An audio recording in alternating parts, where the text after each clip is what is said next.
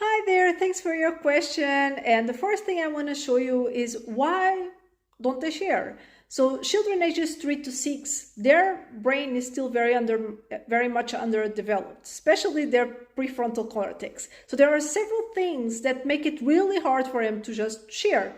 So some things are, for instance, their lack of impulse control.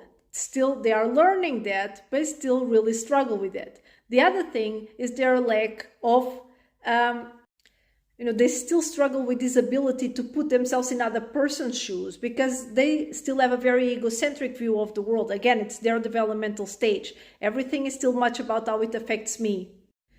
They are still understanding, like learning these concepts of empathy and fairness and, what do others need and putting others in front of me. They are learning this, right? It's still very much underdeveloped.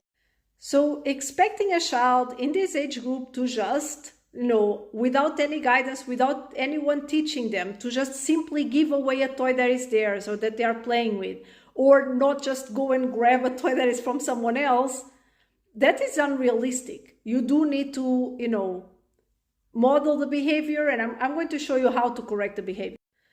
So first, what not to do. It's never force your child to share. Ever. This creates resentment and it will escalate the situation. It will make children be very much like into I'm going to take my revenge. It will create power struggles. And I have a lot of videos on why you shouldn't force children. Let me know if you want me to make a video on that.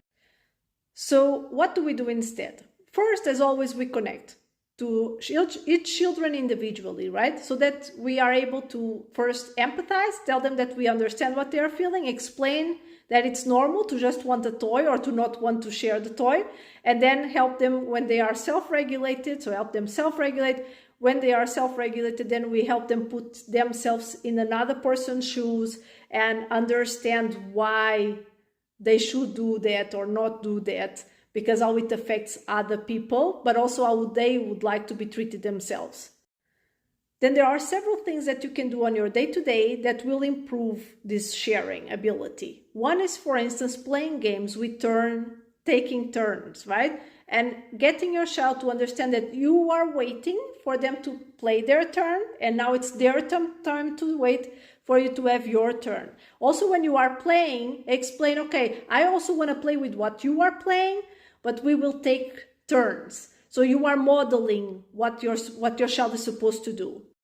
You can also use timers and say when the timer goes off, then it's the other one's turn. There's